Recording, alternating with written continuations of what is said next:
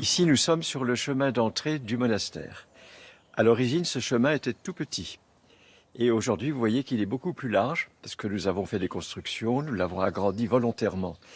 C'est un peu symbolique parce que la vie monastique, c'est un cheminement qui commence comme on peut. Nous étions 3 au début, nous sommes une dizaine maintenant.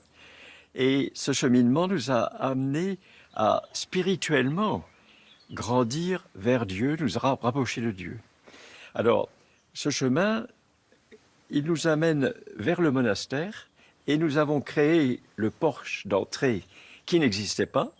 Mais comme vous le voyez, sur le porche, il n'y a pas de porte. Parce que chez nous, on entre et on sort comme on veut. Quand on rentre avec le porche, vous voyez qu'il y a l'icône de Saint-Silouan qui est sur le côté gauche, qui nous accueille, puisque c'est le monastère dédié à Saint-Silouan qui nous protège, mais il nous accueille. On passe dessous et il nous bénit.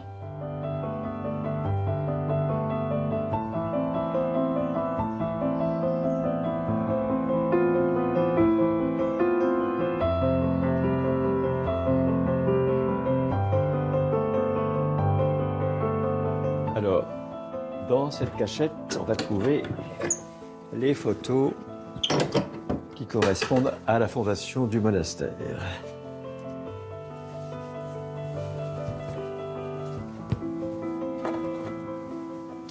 Voilà, alors, dans cet album, on trouve des photos qui nous rappellent la fondation du monastère et l'état du bâtiment qui était en ruine.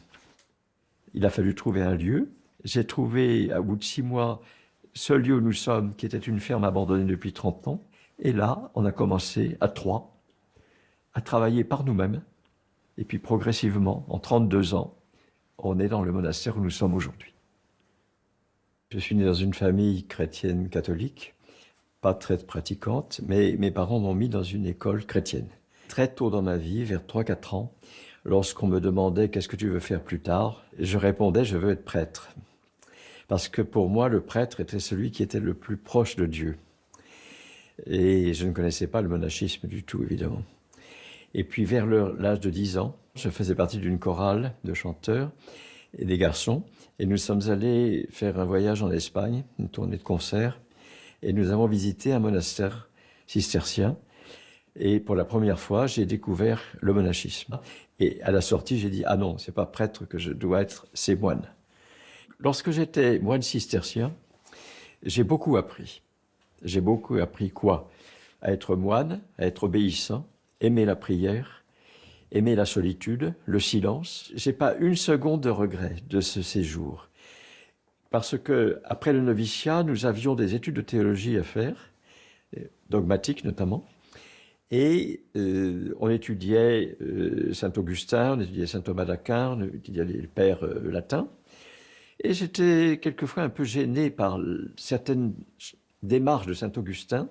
Et je disais, oui, mais pourquoi vouloir décortiquer qu'est-ce que c'est que la Sainte Trinité? Mais il n'y en a pas à décortiquer. Si on décortique, on est au-dessus de Dieu, ça ne va pas. Donc je me disputais un peu avec le professeur, mais très fraternellement. Et de Gerlas, il m'a dit, écoute, tu vas aller à la grande bibliothèque, tu prends un ouvrage que je t'indique, tu le lis. Ça s'appelle « Théologie mystique de l'Église d'Orient » par Vladimir Lossky. J'ai pris le livre, qui n'est pas facile quand même. Je l'ai lu et j'avais l'impression que je baignais dedans comme un poisson dans l'eau tiède. Après, j'ai pu lire les pères grecs, Saint Jean Chrysostome, Saint Basile, ça me plaisait beaucoup. Bon, j'étais avec une sensibilité artistique due à mon grand-père qui m'avait transmis ses gènes, et du coup, l'art de l'icône a été pour moi comme une espèce de révélation de la compénétration entre le spirituel et l'art. Pour moi, l'art suprême, c'est l'art de l'icône.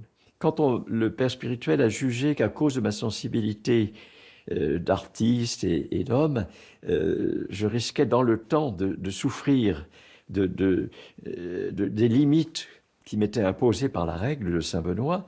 Saint Benoît et surtout Saint Bernard a voulu justement un dépouillement de l'art cistercien qui est très beau par ailleurs. Donc, le moine qui me guidait m'a dit « peut-être tu pourrais prendre une année sabbatique en restant moine, retournant à Paris, et au bout d'1 an, tu verras qu'est-ce que tu ressens. » Comme j'avais découvert l'orthodoxie dans les livres, je me suis dit, il faut que je voie un petit peu ces orthodoxes de près. Je savais qu'il y avait des églises orthodoxes dans Paris.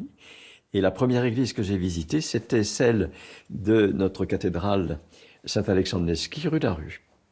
C'est assez curieux puisque maintenant je suis évêque vicaire de cette cathédrale et de cette diocèse.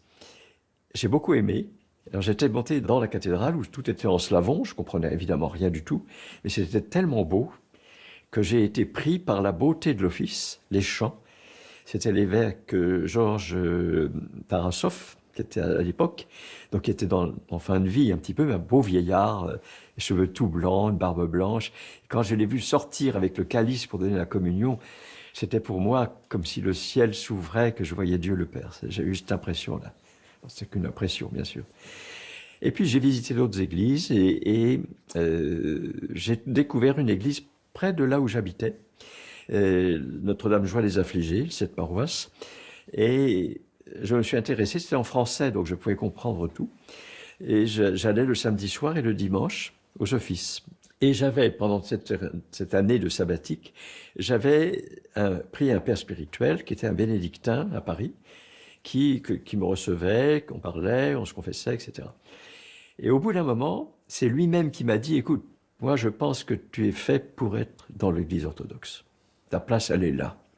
Et il a écrit une lettre, et je suis allé trouver le prêtre orthodoxe qui me connaissait, et je lui ai dit, j'ai une lettre à vous donner. Je lui ai donné la lettre. Cette lettre, en gros et en résumé, il était écrit, cher père, je vous transmets mon fils spirituel, je vous le donne, je vous l'offre, il est fait pour vous, prenez-en soin. C'était une très belle lettre qui montrait la liberté spirituelle de cet homme, qui, étant catholique, me laissait partir dans l'église orthodoxe. Et je suis rentré dans l'orthodoxie officiellement le jour du Fils prodigue, le dimanche du Fils prodigue, qui est un très beau dimanche, bien sûr. Après quelques années, ayant fait un voyage en Grèce pour un colloque avec des jeunes, et en revenant sur Paris, je ne savais pas pourquoi, mais j'avais moins de dynamisme. J'étais un peu dans une période de creux.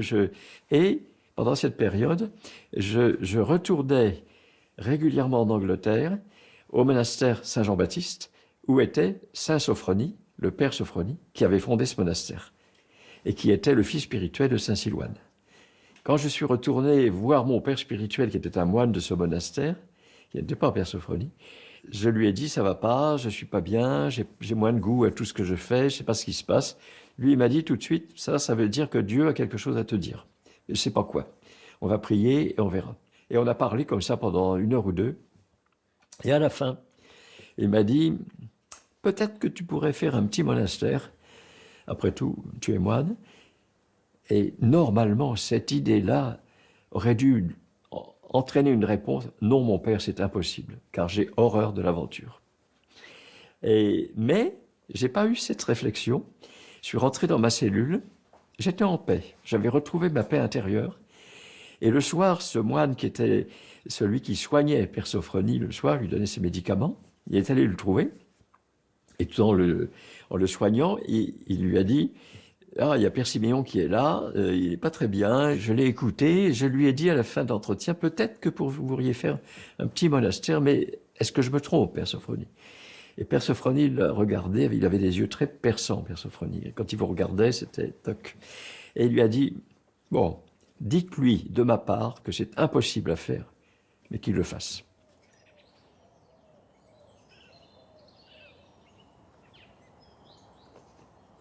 Donc maintenant, nous arrivons déjà dans les bâtiments du monastère et vous pouvez voir sur votre côté, à ma main droite, un bâtiment qui à l'origine était une étable pour les vaches et les chevaux. Donc tout a été transformé et nous avons monté sur le toit toutes ces petites lucarnes que vous voyez, ce sont des cellules pour les sœurs, pour les moniales, avec aussi une possibilité pour les hôtes qui viennent prier avec nous, se reposer, se détendre. Ils habitent au rez-de-chaussée. Donc c'est le bâtiment qui était au début, on va dire qu'il était construit au début du 19e siècle. Alors vous voyez le bâtiment qui est derrière moi, c'était le bâtiment d'habitation des fermiers, et c'est un bâtiment qui était très pauvre, comme tous les autres bâtiments en ruine quand nous sommes arrivés, et nous l'avons transformé pour en faire à l'étage, les cellules des pères, des moines, et au rez-de-chaussée, mon igouménat, c'est-à-dire mon bureau, si vous voulez, et ma cellule qui est à côté. Et de l'autre côté, il y a une salle de réunion de toute la communauté. Devant ce bâtiment occupé par les moines, vous avez quelque chose de très intéressant. Si vous regardez bien, il y a 3 bouleaux. Ces bouleaux qui sont très grands maintenant, qui dépassent les toits, quand on les a plantés, ils étaient grands comme ça. On les a pris dans la forêt. Et quelque part, ils symbolisent le croissement de la communauté, le grandissement spirituel de la communauté. Il a d'abord fallu s'implanter avec des racines. Alors, les racines physiques de l'arbre, les racines spirituelles de l'être humain. Et c'est comme ça que la communauté a commencé à vivre spirituellement. Donc là, il y a un arbre qui s'est cassé à la racine et qui s'est écrasé contre 2 autres. Donc je l'ai coupé pour pas qu'il abîme le reste.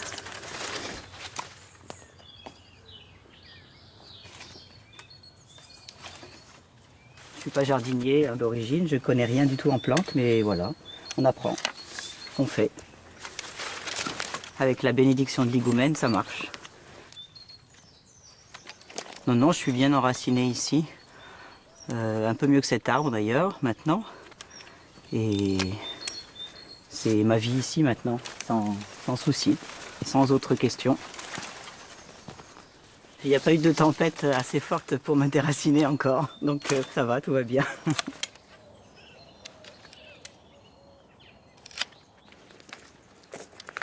Donc, nous voici dans le centre du monastère.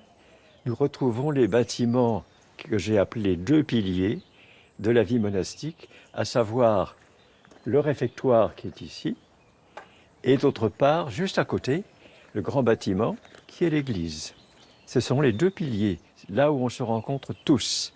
On commence le matin par prier.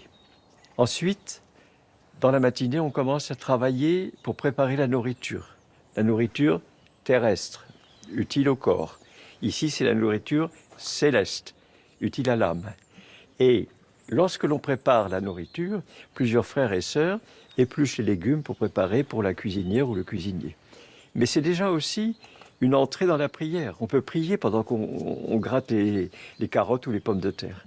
Donc il y a une continuité entre le lieu spirituel et le lieu qui apparemment est un lieu de nourriture uniquement physique, mais non, on peut aussi prier dans le réfectoire. Seigneur Jésus-Christ, Fils de Dieu, aie pitié de nous. Seigneur Jésus-Christ, Fils de Dieu, aie pitié de nous. Seigneur Jésus-Christ, Fils de Dieu, aie pitié de nous. Seigneur Jésus-Christ, Fils de Dieu, aie pitié de nous. Seigneur Jésus-Christ, Fils de Dieu, aie pitié de nous.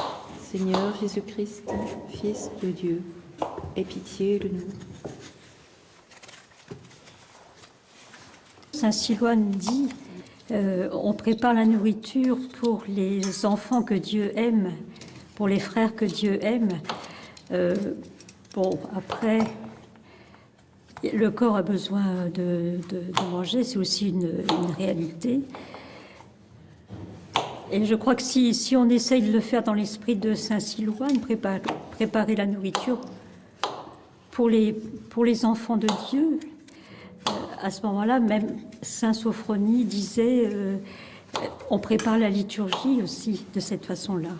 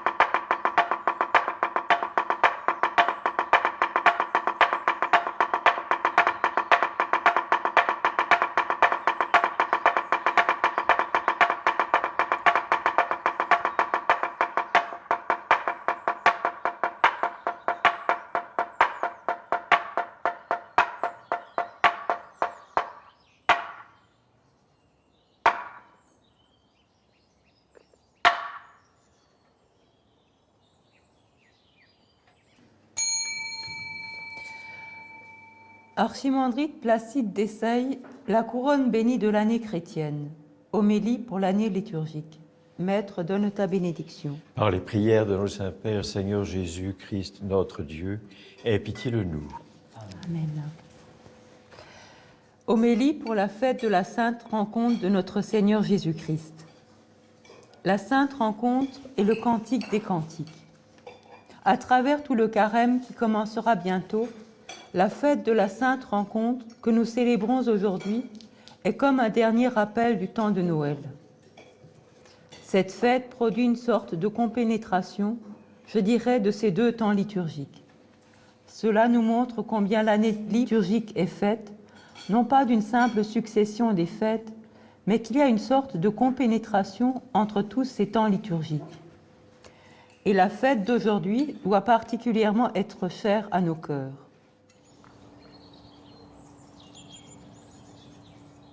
Réjouis-toi, pleine de grâce. Nous sommes maintenant dans le catholicone du monastère.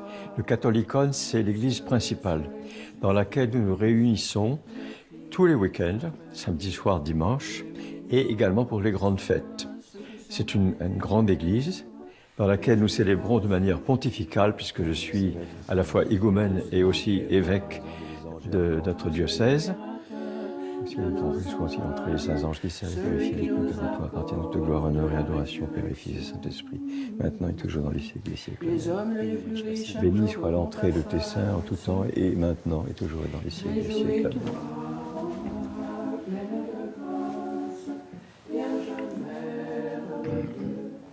Sagesse, tenons-nous droit. Le Seigneur a fait connaître son salut. Il a révélé sa justice aux yeux des nations.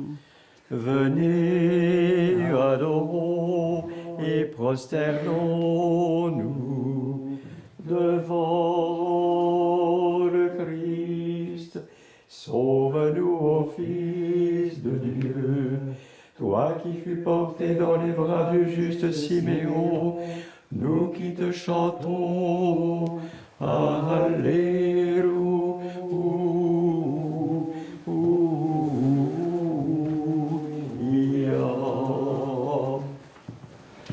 Sauve-nous, ô Fils de Dieu, toi qui fus porté dans les bras du juste Siméon, nous qui te chantons, Alléluia.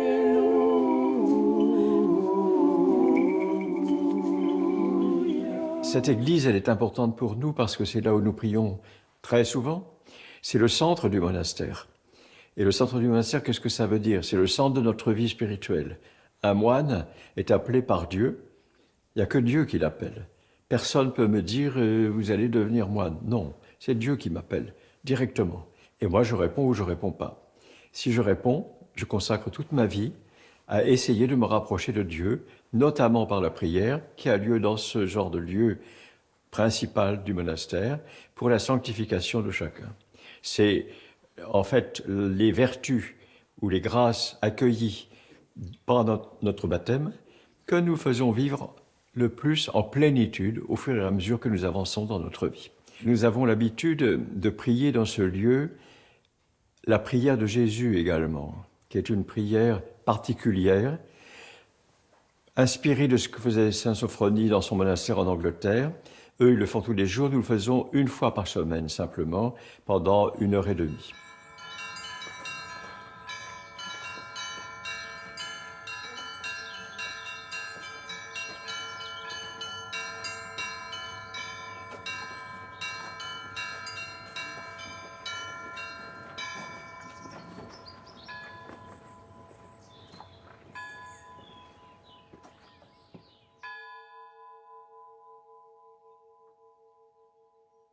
Seigneur Jésus-Christ, Fils de Dieu, aie pitié de nous. Seigneur Jésus-Christ, Fils de Dieu, aie pitié de nous. Seigneur Jésus-Christ, Fils de Dieu, aie pitié de nous. Saint-Père Silouane l'Atonite, prie Dieu pour nous. Saint-Père Silouane, prie Dieu pour nous. Saint-Père Silouane, prie Dieu pour nous. Saint-Père Silouane, prie Dieu pour nous. Seigneur Jésus-Christ, notre Dieu, par les prières de notre Saint-Père Silouane l'Atonite, aie pitié de nous et sauve-nous. Amen.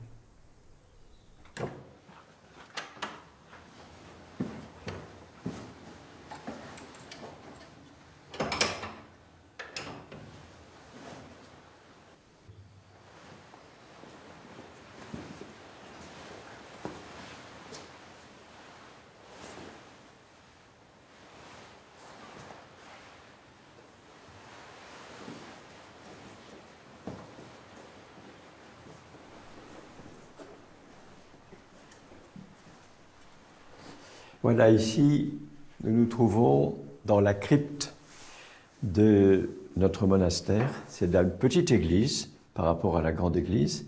Et nous aimons beaucoup nous retrouver ici parce que c'est assez familial comme atmosphère. C'est une ancienne cave et nous l'avons restaurée, bien sûr. Vous avez derrière moi ce qui est l'aspect primitif de l'iconostase. C'est-à-dire que habituellement, dans les églises orthodoxes, nous voyons des iconostases très hautes avec des icônes partout, 3 portes comme ça, la grande et les 2 petites sur les côtés. Ça, c'est le type de l'origine de l'iconostase, la période byzantine. Et en fait, il n'y avait que le chambranle de la porte qu'on appelle la porte sainte, dans lequel seuls les célébrants passent, et puis sur les côtés, les portes qu'on appelle diaconales, puisque les diacres sortent par là et rentrent par là. Nous avons aussi la chance, sur les murs, ce sont des icônes peintes par le père Grégoire Krug, de grande renommée, c'est un des grands peintres contemporains de l'iconographie. Je vais vous montrer maintenant le lieu où se trouvent les reliques que nous vénérons.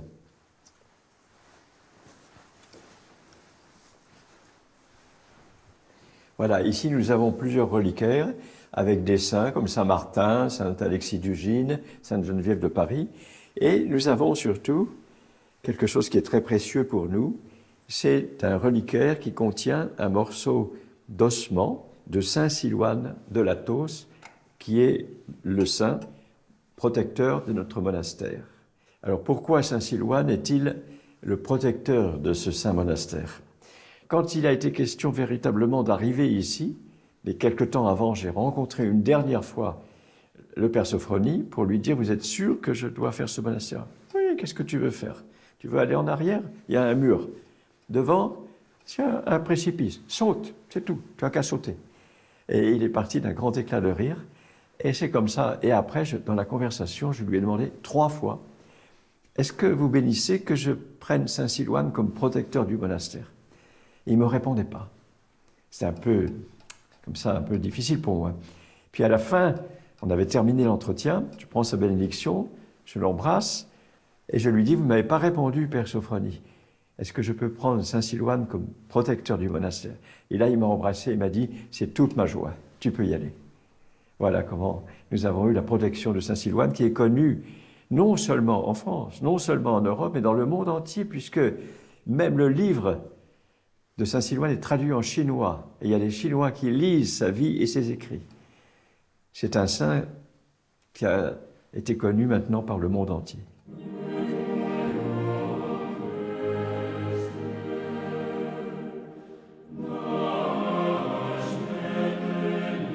Il faut savoir que Saint Silouane était presque analphabète.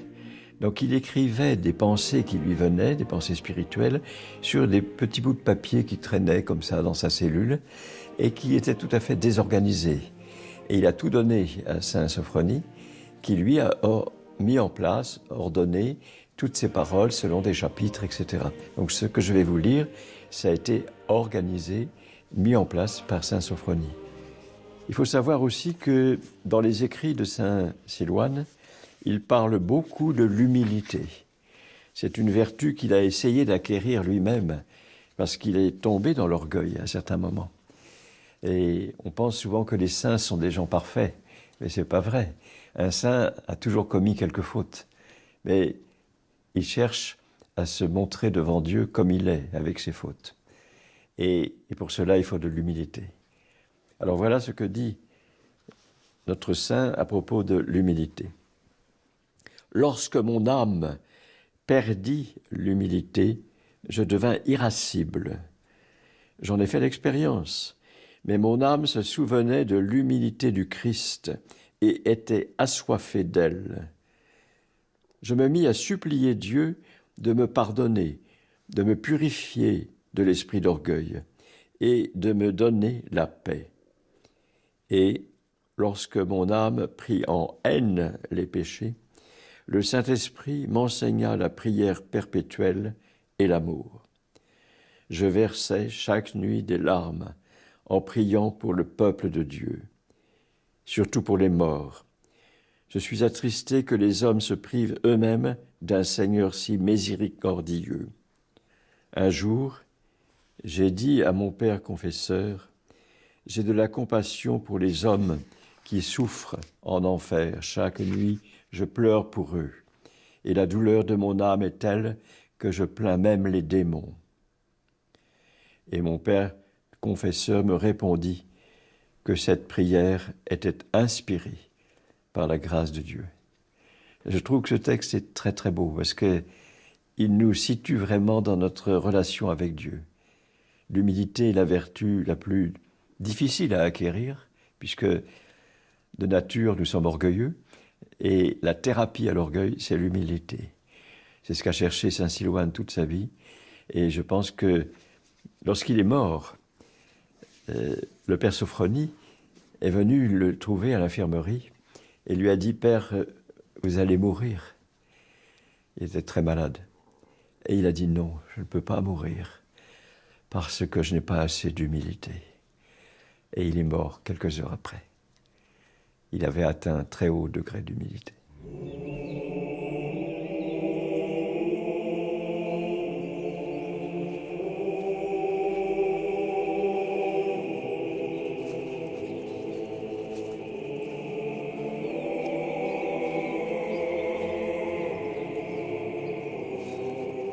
Alors ici, nous sommes devant le cimetière du monastère, le lieu où la vie s'achève sur cette terre et où l'on s'élève vers Dieu dans le ciel. Toute notre vie, on essaye d'être des moines.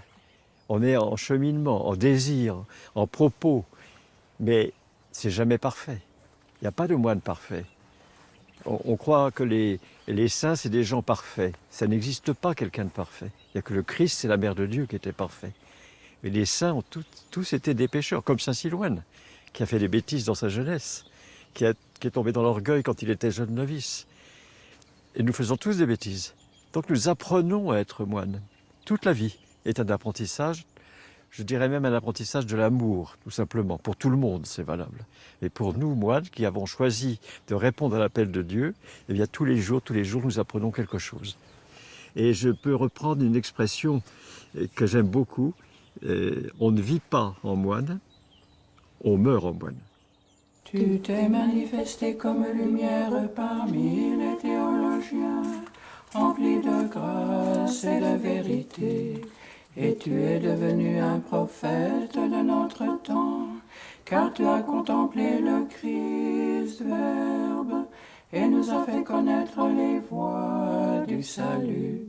C'est pourquoi, ô Père Sophronie, prie sans cesse le Sauveur de tous, d'accorder à nos âmes la grande miséricorde.